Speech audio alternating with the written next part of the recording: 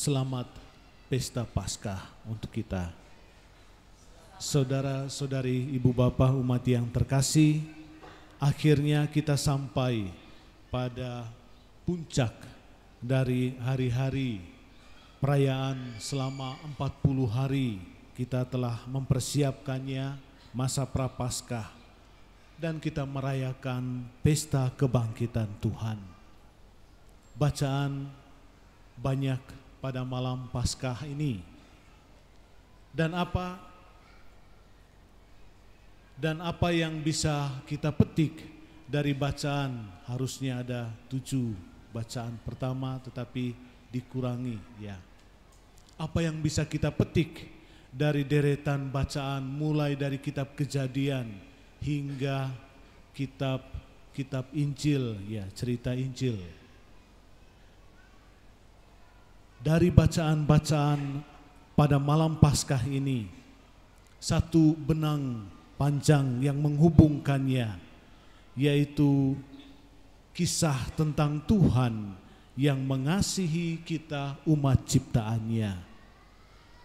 Allah kita adalah Allah yang setelah menciptakan dunia dan segala isinya, dan kita ini tidak tinggal diam dalam keagungan singgasana kerajaannya yang maha tinggi dan jauh.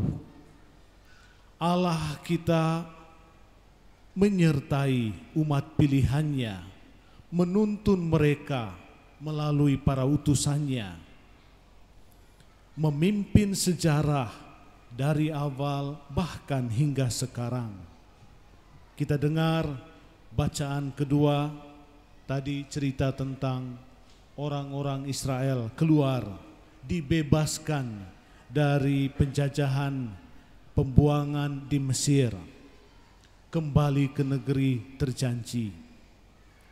Kasih yang paling agung Tuhan nyatakan kepada kita melalui perutusan Kristus.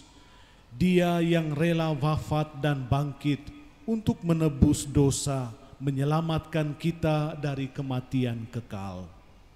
Saudara-saudari terkasih, inilah yang dapat kita dengar, petik, yang dapat kita saksikan pada setiap kali kita merayakan pesta Paskah, yaitu misteri kasih Allah yang paling agung melalui kurban Kristus disalib dan kebangkitannya.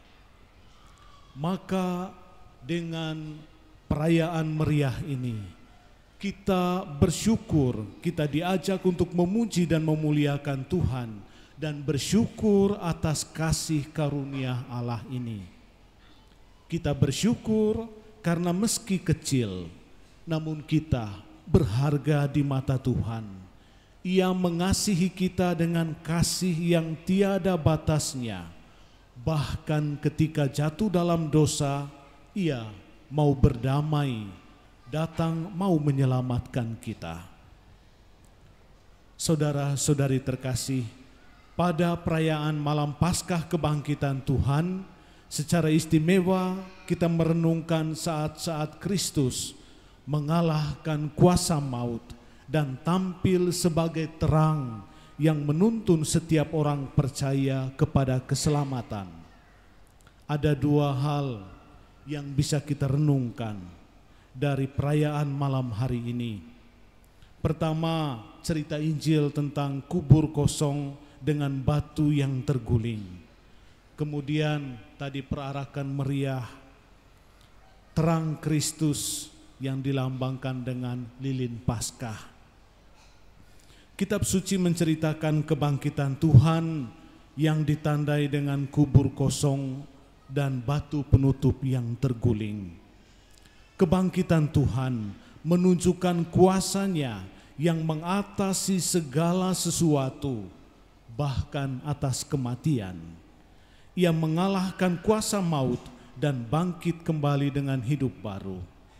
Dan peristiwa iman ini menjadi penuh berkat bagi setiap kita orang beriman yang percaya, karena Ia mengalami sengsara, wafat dan bangkit untuk keselamatan kita, untuk keselamatan semua orang beriman.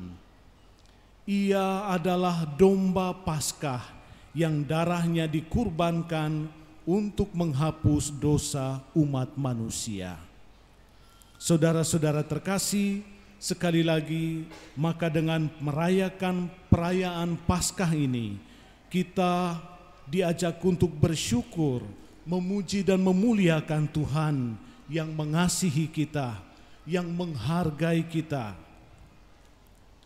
Lebih dari itu, perayaan Paskah mengajak kita untuk membaharui diri dari segala kelemahan, dari segala belenggu, keterbatasan hidup manusiawi kita, dari dosa, seperti yang kita ungkap dalam pembaharuan iman dan janji baptis nanti.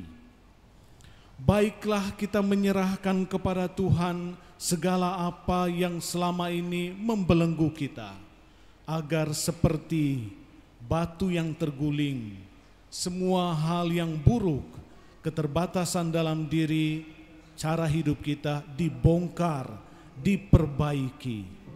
Malam ini ketika Tuhan menggulingkan batu penutup makam, kiranya Ia pun menggulingkan batu-batu penghalang bagi perjumpaan kita dengan Tuhan dalam hati kita, dalam hidup kita.